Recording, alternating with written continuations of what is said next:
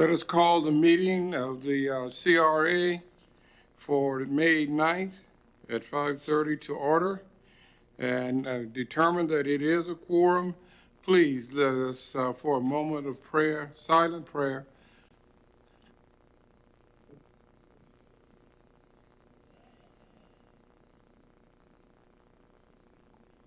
Let us stand for the Pledge of Allegiance.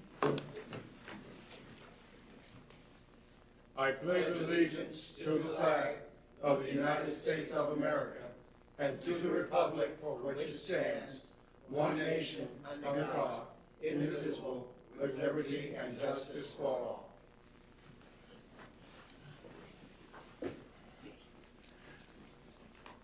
Now, Clerk, would you please read the rule of order? Yes. Individuals wishing to speak on agenda items must complete a sign-up card prior to the item being introduced. Sign-up cards are available on the table. Individuals wishing to speak on non-agenda items may do so under petitions and requests. No sign-up card is required. Citizens will be given 3 minutes to speak on all agenda items. All sign-up cards and exhibits being submitted to the CRA shall be placed in the box on the table. All right, thank you. We have line item 5, the minutes for March 14th and April 11th. I need a motion to accept and approve the minutes. Move to approve the minutes. A motion has been made to approve the minutes. I'll second. And second, call for questions. Hearing none, call for vote. All in favor, say aye. Aye. All opposed, same sign. All right, with that, I'll turn it over to the city manager. Good evening, Mr. Chairman and CRA Board. We have no special recognition or presentations. We have no old business, so the agenda item we're on is under a new business, item number 8A, which is the draft Titusville Architectural Design Guidelines Small Matching Grant Update. Staff will provide an update to the CRA on the draft Titusville Architectural Design Guidelines State of Florida Division of Historical Resources Small Matching Grant. This item is for information only. No action is required. Mr. Parrish will present. So at your last meeting, you asked for an update or at least an opportunity to look at what has been the Historic Preservation Board has been working on. And we do have a presentation that was given to us by the consultant who's been working on this project. So this started out with a grant, as mentioned already, that was granted to the city by the Florida Division of Historical Resources in the amount of $40,000. There we go. So JMT, which is located out of Tampa, was selected as the consultant. The firm has a lot of experience in historic preservation, and the board submitted this grant to help develop guidelines to help in their review of requests to modify historic resources. The purpose of the guidelines is to help preserve the city's remaining built environment. The document that is in the agenda packet here draws from several resources relevant to Titusville. And the document draws from publications by the U.S. Department of Interior. There are many documents they could have referred to, but the scope of work was really to try and consolidate materials and publications that or portions of those publications that are relevant just really to Titusville. The guidelines that were developed by the consultant and consistent with this grant were to help the Historic Preservation Board adhere to utilization of the Secretary of Interior's standards for the treatment of historic properties. Those are standards that are utilized by most historic preservation organizations, including the certified local governments, which we are one of them, by the U.S. Department of Interior. So the city's ordinance and guidelines utilizes these standards to including an attempt to preserve the original context of a historic resource as much as possible. That's really the main purpose of these standards, is to try and preserve what you have. Some of the standards include guideline or standards that relate to the repair and maintenance, and they provide standards about using appropriate materials. The standards also include statements about maintaining original materials and guidelines related to additions. So historic resources might have an addition to it. It would have to abide by these standards as well. So the document is intended to be used as a guide to determine the appropriateness of proposed modifications to historic resources. The document does not preclude the board from using additional resources, however. So this is really a guide to help the board adhere to the Secretary of Interior's standards.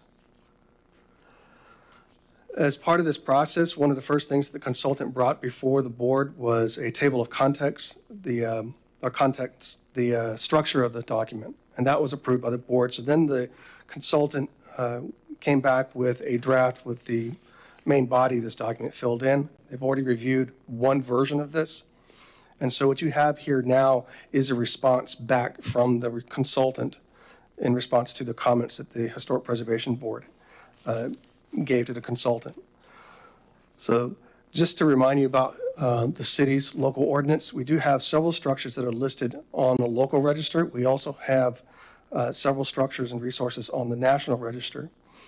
The local ordinance allows the Historic Preservation Board to review and apply this guidelines and any other documents and publications to make sure that we're adhering to the Secretary of Interior standards for locally registered resources, including some nationally registered resources. Some of these resources are on both lists, by the way. The next couple of slides are really just excerpts from the document itself. And the document is very lengthy. It starts on page 40 of your packet and goes on to page 276. So that's well over 200 pages. Just to give you a brief description of what you see here, these slides or these pages here that are on this slide are called design principles, and these define or provide definitions of different types of characteristics of architectural structures that are relevant to the review of historic structures, such as the alignment of buildings, the detail, the height, massing, orientation, the proportion, the rhythm, scale, setback, style, symmetry, and unity. And I'm not going to admit that I understand all of that stuff because I'm not an architect, but we do have an expert that helps us with this when we need to. The next slide shows a few pages from the document as well related to community characteristics. And so it does go, what we found is in the city of Titusville, there are several types of architectural styles that are relevant or more applicable to Titusville that you might not find in other jurisdictions. And so a craftsman style, a commercial masonry vernacular, or a neoclassical revival style, for example, are identified in this guide. So those particular style guides have been pulled from those different publications and put into this document because those are most relevant to Titusville. On this slide here, the guidelines provide suggestions in the process, the review process, to try to avoid removing architectural features. It also has language in there to help encourage keeping as much of the historic material of a structure, and provide some guidance on the repair rather than the replacement of historic materials on the property, on the structures. And it also provides some suggestions on what to do when attempting to restore a feature or structure.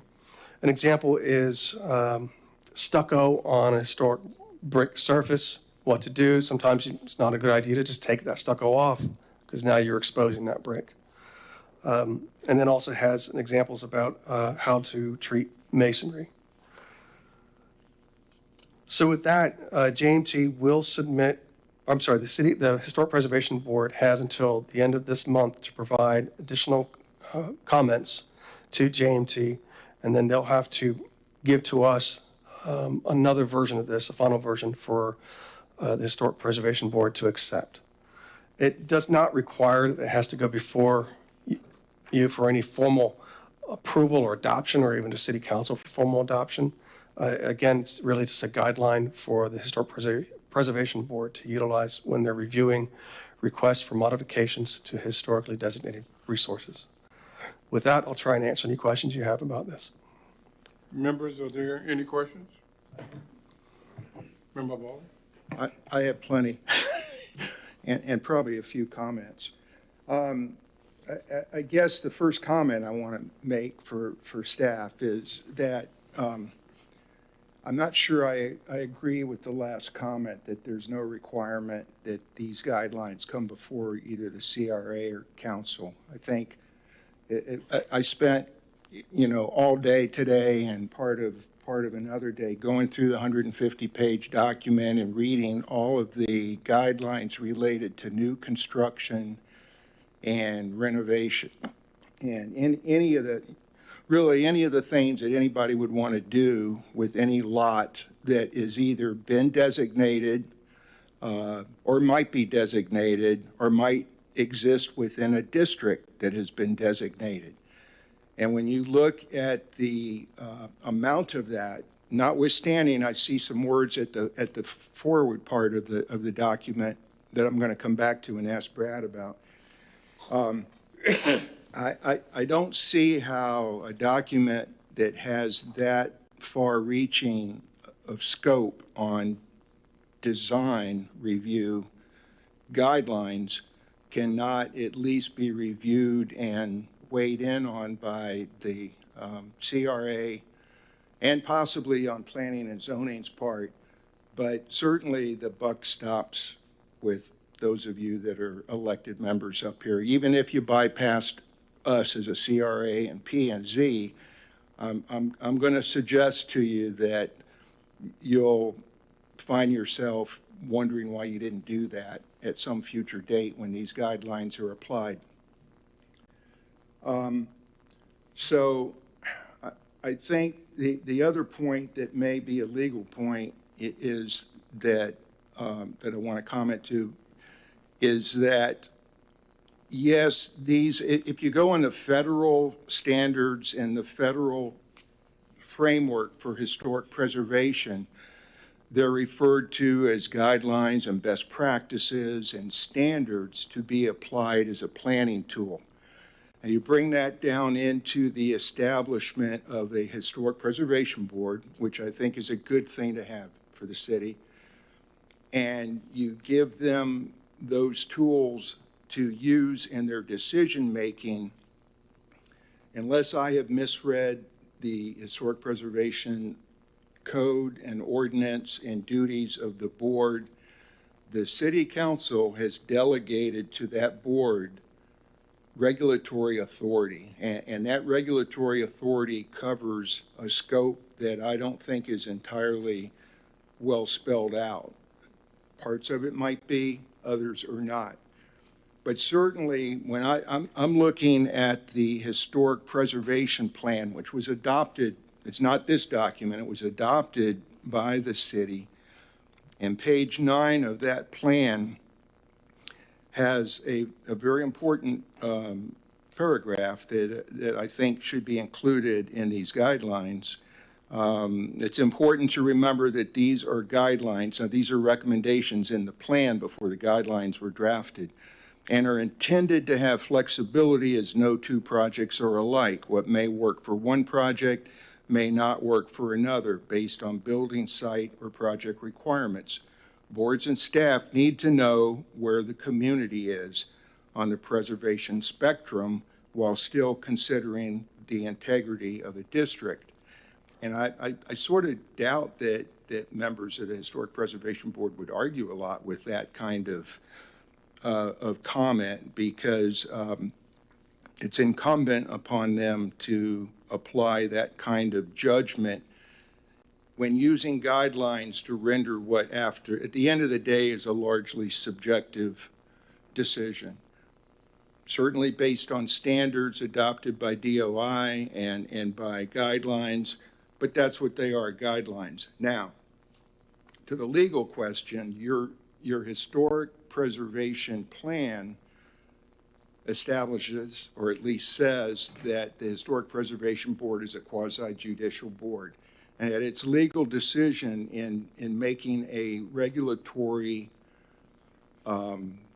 order and judgment on development and whether a applicant can get a permit, even go to the next step to get a permit if they're going through a certificate of appropriateness, is to use the Secretary's standards and guidelines. Doesn't say they can't consider anything else, but it says basically, I'm taking this right out of your plan, the legal basis for board decision-making must be based on the above and/or whatever established decision-making criteria is enacted. And that legal basis is the Secretary of the Interior standards, applicable preservation ordinance sections, and design guidelines. So you can't say on the one hand that this is not law, these are just recommendations, these are just guidelines, these are best practices. If that's all they were, that's fine. I mean, I think that an education and advocacy for any historic structure should be able to look at these guidelines and say, oh yeah, that's the right way to do this. But, you know, to say that they don't have regulatory implications and outcomes is just not true, because we know what the Historic Preservation Board will do, and I probably would do that sitting there too. They're going, well, where do we hang our hat up? We're going to make a decision on this. Oh, let's use the guidelines. And we'll, in fact, your plan says they have to use the guidelines. So the guidelines are something that a lot of work has gone into, and that's sort of my preamble comment. Let me ask the questions of staff, because that may clarify some of this. I'm concerned about definitions and ambiguity over districts and the applicability of these guidelines to districts that may be shown on the map on page 22, I think. It's page 65 in your package, if you want. So if page 65 in the CRA package, it's page 22 in the document. Historic districts and locally designated resources in Titusville. So that has, if any of you had a chance to take a look at this map, it has the downtown commercial district, which I believe I'll ask staff to confirm that those are the boundaries of the downtown commercial district that are shown on this map. And so that is a designated National Historic District. Is that correct? I can't confirm that. This is still in review, so it might, I can't say that's Okay, correct. well, let's just say, for the sake of argument, they're either this boundary or something smaller. Then any new construction within that district, whatever that boundary is, if this is right, it's right. If it's not right, it should be right. Any new construction requires a certificate of appropriateness, the way I read the code and these guidelines. Any alterations. So if you have a designated district, the thing is you go from individual properties, that it's easy for us all to wrap our minds around that. If you have a site, a single property building that has been designated as a National Register Historic District site or building, all these standards and such apply, and the requirement to get a certificate of appropriateness applies. If you have a locally designated building site, as I'm familiar with, because the theater has two that are on that list. On my street, residential, there are several homes that are either National Register designated or locally designated. However, if you look at this map, you see the entirety of what is zoned as the residential historic district. And that's almost all of the CRA that's to the east of US 1. At least, well, you've got the commercial strip along US 1, but it's the older homes, it's the older neighborhood. And I know a little about that because I was the person that helped lead the designation of that from a zoning management point of view back in the 1980s. However, there was no intent at that time that any homeowner in that zoning district would have to get the approval of any particular board to make alterations to their structure. So I'm confused, although now I see in, where does this document apply? It applies, I'm on page 4 of the document, says this document applies to all properties located within the Titusville Downtown Historic Commercial District. Stop. Then, as well as historic resources and sites as determined by the city of Titusville. So my next kind of critical question for staff is, have I missed something along the years, or is the historic residential district not a designated district at this time? Is it or is it not? Are you talking about the residential historic zoning district? Yes. That is not an officially designated historic district. No, it's just a zoning district. Okay, so these guidelines are full of pictures which may be appropriate of structures that are in that historic neighborhood that I'm going to venture to say quite a number of them are not listed. They're in this area, but they're not listed. So I'm really concerned that we will be adopting a set of guidelines that will become used as regulatory guidance to a board that will make a decision that in fact then is a regulatory order on the property owners. If that becomes a designated district. So I think I've got the comfort level that you only, right now, the Historic Preservation Board's regulatory authority extends only to designated properties and designated districts, of which there is only one. Is that correct? That's correct. So the thing is, we're looking at this at the 11th hour. I've got another question that's related to, has there had been an opportunity for public input? I got the invitation, and I'll be there for the workshop. It's not clear to me whether that's for the purpose of gathering stakeholder input as to what, here's the proposed guidelines that would affect you if this should ever become a historic designated district. And oh, by the way, if you happen to have a home here that's already on the list, they affect you now. So where have we, I've got a process issue here. I think we're only seeing this tonight because I asked about it at the last CRA meeting, and that's brutally frank. Would we have seen it, sometime between now and the May 30th deadline? I don't know. But I think the idea of requiring, or at least seeking, a more thoughtful and complete effort at public dialogue about, are these, is this the level and scope of historic preservation regulation that City of Titusville wants? And that if you are going to delegate that as a city council to the Historic Preservation Board, at least you ought to give the public the opportunity to say, wait a minute, you mean you're going to tell me what color I can paint my front door, or what kind of roof I can put on my home? Because these pictures say this is inappropriate because you have a slate roof, so you shouldn't put a metal roof on it. You've got those kind of issues coming down the road.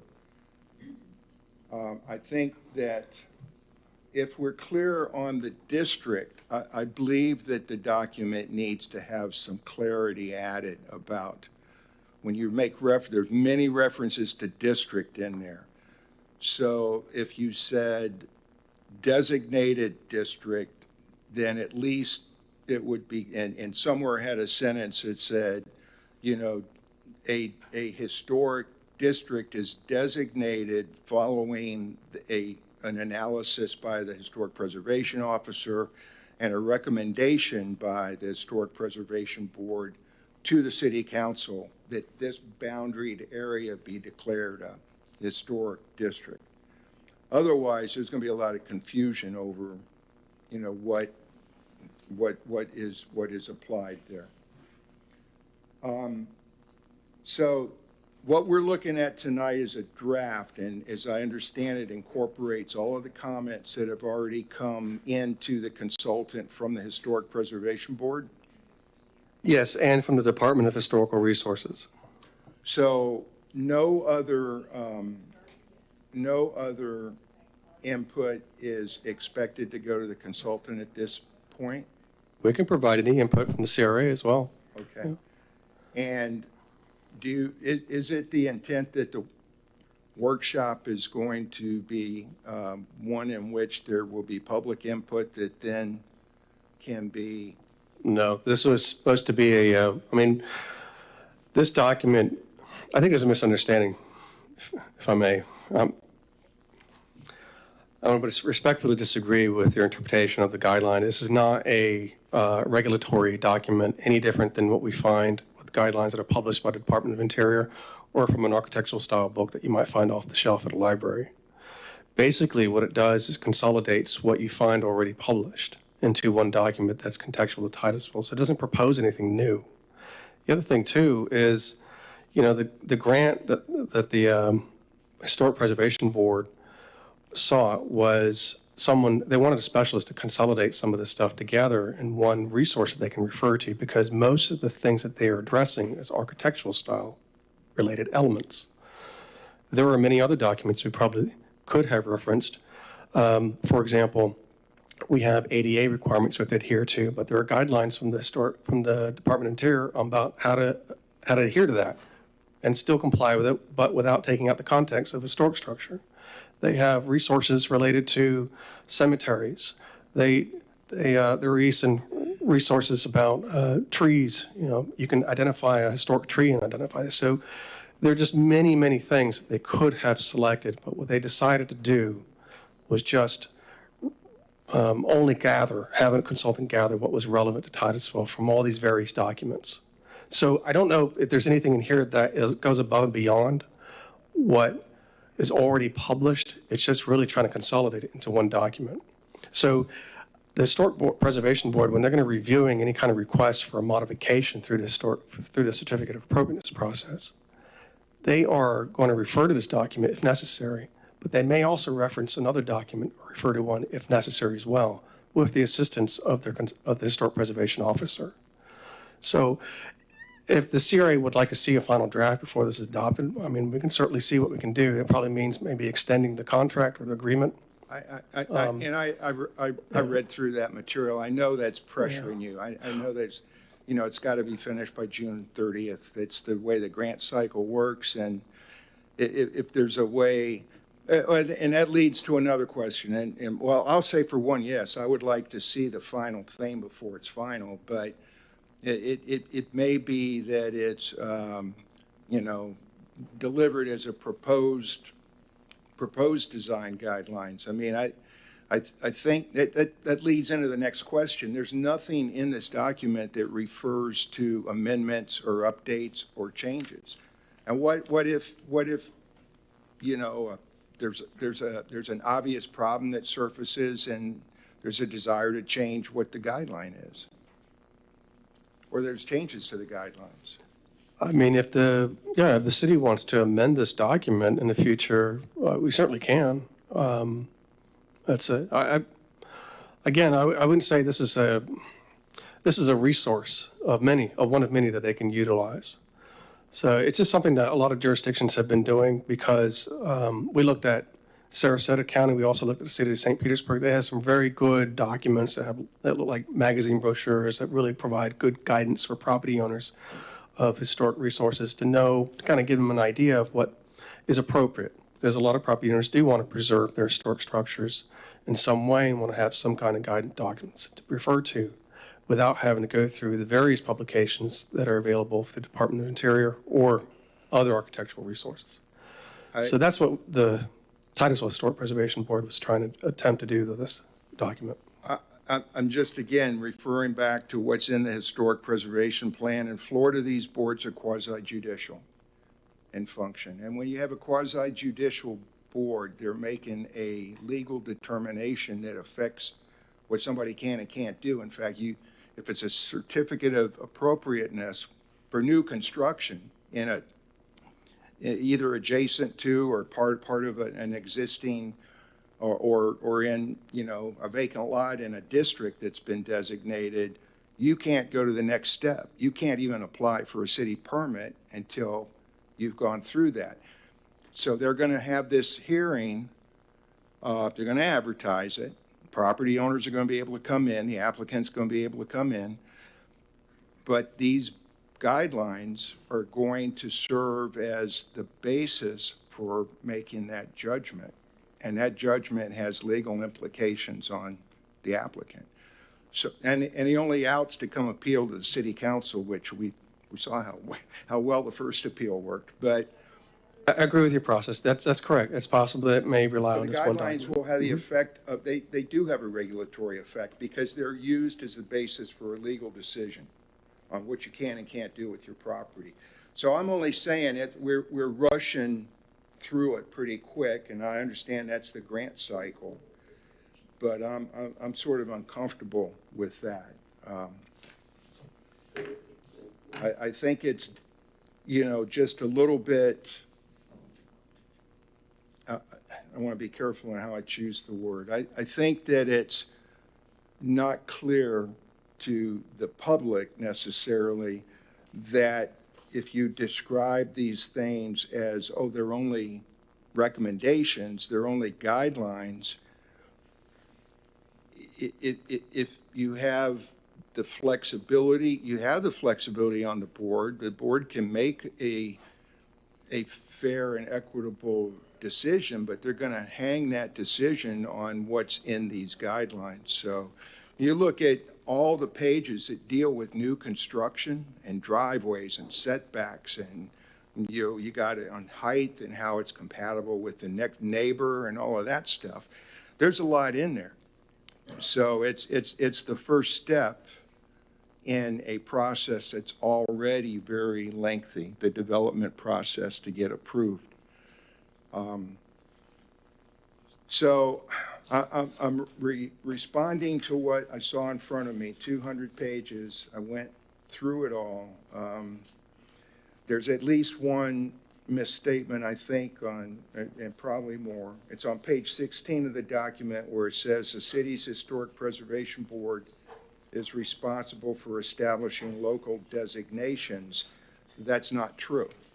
The city council's responsible for establishing local designations based on a recommendation from the Historic Preservation Board and a very detailed report that's provided by the Historic Preservation Officer.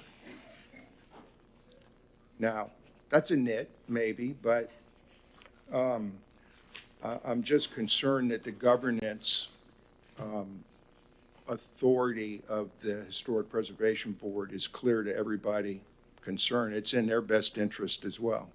I do want to make one comment. The Historic Preservation Board, several members have already said that they do believe this document to be very lengthy. So we are going to be working with the consultant to maybe trim back some of the information that's here and to make it more look like a guideline rather than any other kind of resource document. So any comments would be appreciated. Well, it's the applicability that's there to the future. I mean, I'm looking at page 35, certificates of appropriateness or permits which are issued for all proposed work in a designated district or at an individually designated property. So this, you guys are going to be living with this forever. So I just think it's regrettable that we're looking at it at the 11th hour when Brad's got 2 or 3 weeks left to get it in before the grant cycle comes to an end. And I'm trying to see what's a reasonable way out of this box that we don't lock into something that was, we end up. I'll say this, as you'll be aware, when it rolls in that, hey, let's take this area of Indian River City or the area to the west of the railroad tracks and turn it into a historic district, that all these things are going to apply. And you may find yourself at cross purposes with the CRA district objectives or somewhere else in the city. That's way too much, but I've said what I needed to say and asked the questions I needed to ask. Thank you, Member Ball. Brad, can we get a bullet list of the concerns of Member Ball?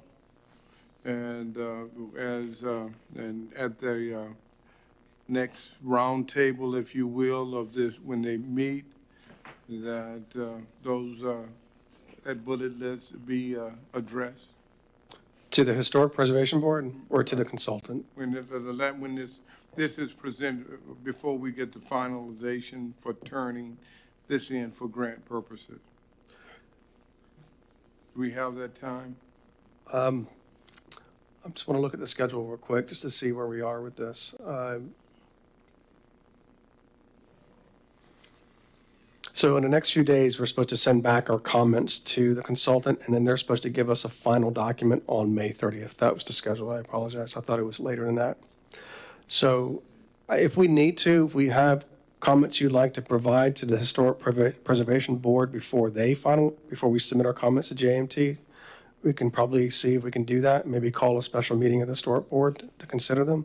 Or your comments can be directly sent to the consultant before that date. So we have a few days. If you have comments now, we can provide that to the consultant. Member Ball, is the seriousness you conveyed your concerns very well in your presentation. Can you put together a bullet list of that, and so that they can be presented, so those concerns can be met, and work with the time frame that we do have available to us? Yes, sir. I can do that. I'll get with. Just so you know, if we need to extend this, we can certainly ask and reach out to the Division of Historical Resources to see if we need to get an extension. I think there'll be something to be learned from the workshop. Unfortunately, that's not until May 18th. So I got this card as a resident, and presumably the businesses downtown got this same card, and it just speaks to it like, come find out what laws and codes and ordinances, are applicable to making changes on designated property. So that input needs to be in before the 18th, at least, to be addressed. Yeah, so if you have any members of the public that come on the 18th and say, what are you doing here? What is this? First I've ever heard of this. What does this mean to me? And it's just out of character for the types of public review process and input opportunities that the city has on most anything else that it does. And it has far-reaching and lasting implications. Okay. As new things get designated or as districts get designated. That's even the bigger issue. If you're in a district that gets designated, you did not have to consent to it. Right. You're there. You're in the district, and now all of this applies to you. Okay, that would be, members, are you in agreement with that we can get a bullet list, that Member Ball will get a bullet list together and get it looked at for concerns before we get into the finalization of this? I agree. Yeah, I agree with that. Yeah. My question is it possible to email this document, I realize it's over 200 pages, but to the people that it would concern the most, to give them an opportunity to review it before the 18th? Is that possible?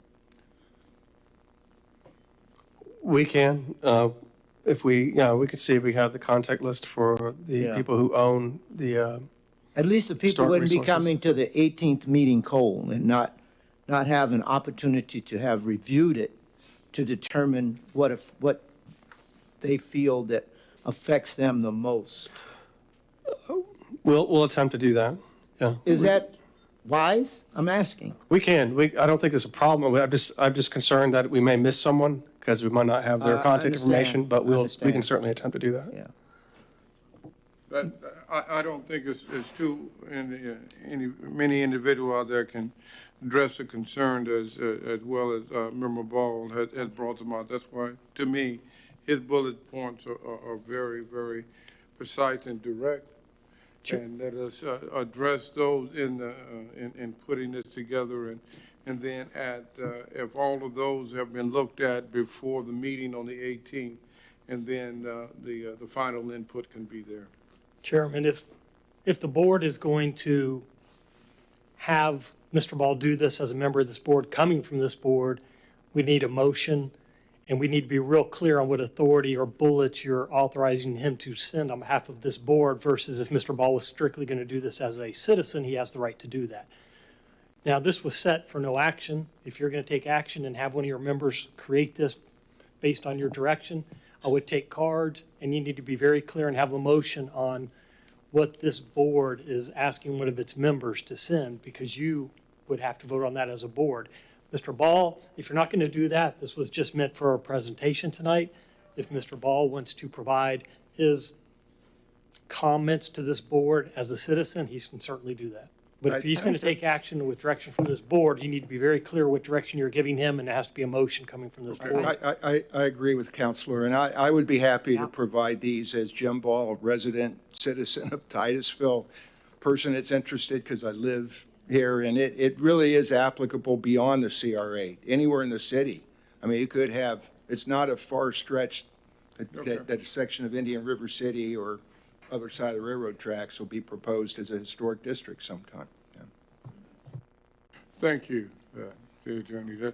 Okay, and let us go that way, and we'll just treat it as no action information. We've been briefed on it, and we'll, but what would happen if we require that we have another briefing on this document before it is submitted? Does that change anything? To bring it back to you at your June meeting, Yeah. we would need to extend the grant in order to do that. But, I mean, even if the grant's finalized and we just have a final document, we can still bring it back to you, and if you want to make changes to it. We don't want to we just want to hear it and see the effect on the input of the. Okay, we can certainly bring it back. At your next meeting. Would that be okay? We just want to hear the, Okay. how the input was received and so forth. All right? All right, thank you. With that, City Manager, all that was no action required. That's correct. And if I read correctly, the next line item is petitions and requests. Yes, sir. Before we do that, I'd like Mr. Parrish to introduce his new wingman. I'd like to introduce you to Sue Williams, our new redevelopment planner. Welcome. Yeah, Very excited to have her here. I heard a lot about you. Yeah. Do you have your running shoes on? Yes, sir, I do. Okay, very good. She's already been on a tour running around. Very good. Welcome. Thank you. All right. Thank you. With that, we'll have petition and request. City Clerk, we have any cards? I have 2 cards, but they were for item 8A. You said there was no action, so. No action on the item? They can certainly They can come up and now and speak. address it. Okay. Yeah. Good evening. Al Kiesel, 213 Broad Street. I am the chairman of the Historic Preservation Board, so I just kind of wanted to come up here and kind of talk to you about it a little bit. Part of the direction that the Historic Preservation Board has been tasked to is education. And as we've been getting more and more of these certificates of appropriateness, we felt that as a board, it would be a good idea to apply for a grant to have an architectural guidelines prepared as other municipalities have in order to guide people that have registered historic properties in the process of how to, modify, put additions onto, and renovate them. It was not meant to be a legal document that tells somebody you have to do this, you have to do that. It's really more of a local interpretation of the Secretary of Interior standards, which is what we as a board have to use through our Historic Preservation Officer for any of these requests. So with that, if there are any questions that anyone would like to direct to me, be more than happy to help with Brad's assistance if needed. Members? I'm just going to say thank you. Member Nelson, member Well, Aker. who got here Aker? first? Oh, well, what's your feedback on the document? Is it accomplishing what you As want? Mr. Parrish mentioned, some of the board members, myself included, are concerned that it's an overly onerous document and that there's a necessity maybe to trim it down a little bit more, maybe get it a little even more specific to Titusville in general. I just wanted to say that as the Historic Preservation Board, we are not trying to force anyone to have an historic property. All of the locally registered historic properties in Titusville have been submitted to the board, and those applications have been submitted to council for approval to be historic structures. There's no intention out there to force anybody to be an historic structure. There's no intention to force anybody to be a historic district. All of this stuff would be voluntary. And the point of having these guidelines is as an educational tool for somebody that wants to designate a property. Then now they've got something that is, a document that the city has prepared that kind of leads them down that path and lets them know what things they can and cannot expect. So it's not a guideline for a district, it's a guideline for the designation of that. It's more of a guideline for historic structures based on the Secretary of Interior standards.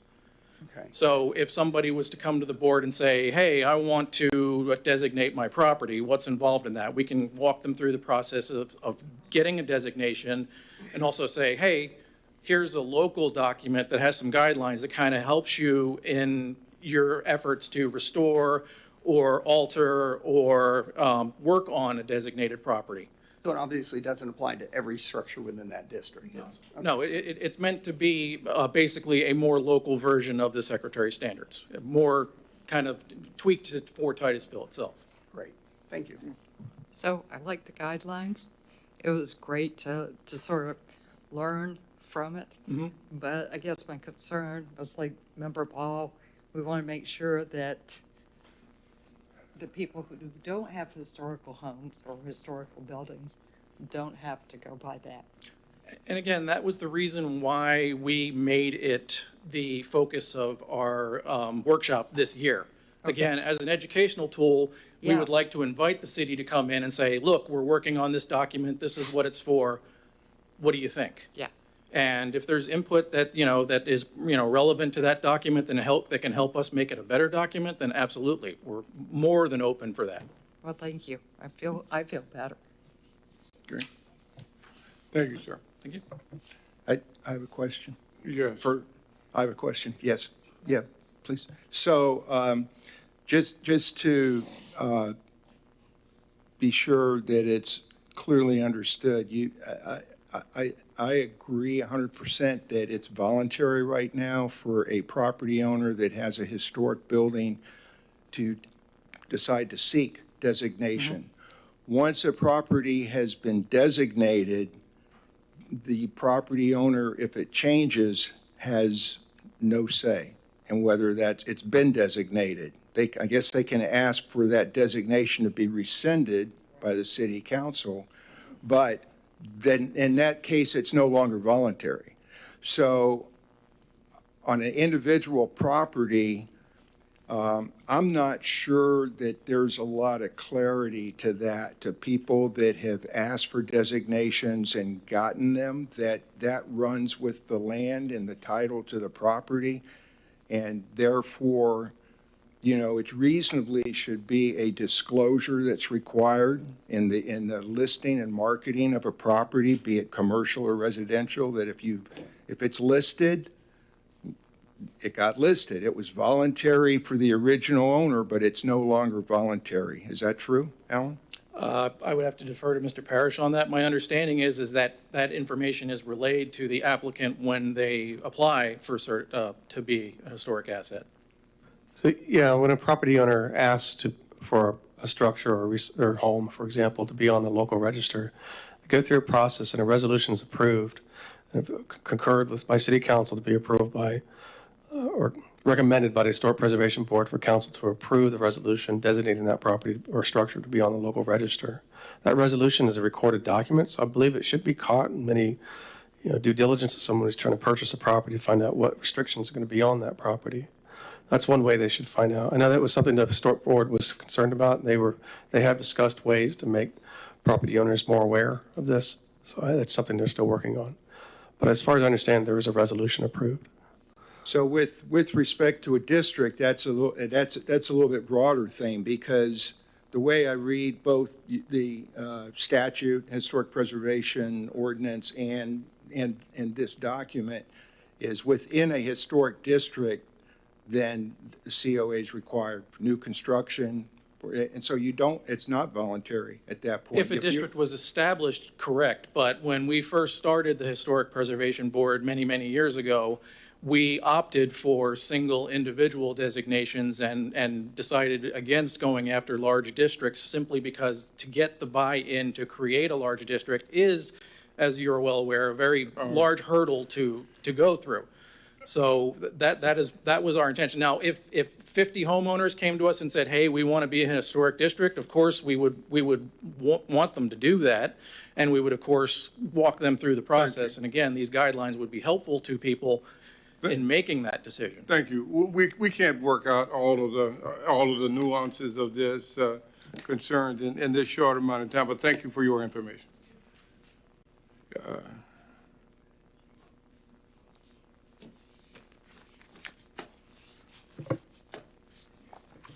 Tony Schifolo, the historic Norwood House on Tropic Street, West Titusville. I'm also on the Historic Preservation Board, and I would like to address some of your concerns. You don't just go willy-nilly declaring West Titusville a historic district. Unfortunately and sadly, Titusville does not have enough historic stock to make many historic districts. We have one block downtown. One block downtown. And it's in the interest of preserving history that the guidelines came about. And it wasn't just a one-shot thing that we sat up there and decided we're going to do this. We've had workshops for years. I have, going back to 2018, the annual workshops that the Historic Preservation Board has done. And a couple of years ago, one of the workshops that we held was how to get involved and get your structure either nominated for the National Historic or local. And that's where we got a lot of input for these guidelines. And it's not meant to be laws and rules. Anyone that has a historic building should want to maintain at least the appearance. My house inside is not historic anymore, but well, it is, because I've got everything I ever owned in there, and I've been a collector for quite a while, but I digress. I was one of these people, maybe like the theater, that bought a place that was already designated a historic structure, and I didn't know that. So one of the things that the Historic Board is trying to do is to find out and figure a way that we can have that go. And maybe that's what happened to the theater. You bought those two lovely buildings and you had no idea that they were locally designated historic structures. And then when you wanted to do some alterations and change some things, the Historic Board was just following the national guidelines, because there are appropriate rehabs and color schemes that go with particular architectural styles. And if you want to maintain a historic facade, then you have to kind of go along with those things. Fortunately for me, I like a yellow house with a white picket fence, so it's no problem for my historic home. And it's in an area that we want to maintain as a cohesive neighborhood, but it's not it's not likely to be designated a historic structure. Like I said, there's not enough stock around town in Titusville, I think, for us to have another historic district. So this concern about these guidelines is, Thank you. sorry, I wasn't paying attention to the clock. But the concern about the guidelines, Thank you. I hear you talking. Thank you. With that, is there any more cards? No more cards, City Manager? Just petitions and requests. Any more? That petition and request? Thought that's what- The last item is the Executive Director's Report. There's no action items, and there's capital projects updates for your consideration. Okay. With that, you have some now, some project update for us, but, That's on the Executive Director's Report, sir. okay. All right, with that, we are ready for a long break? We're ready for, huh? We're ready for a long break. No, I don't do 5 minutes. Since it's my day, let's do 11 minutes. We'll meet back at, when the long hand is on the 8th, okay? All right, meeting is adjourned.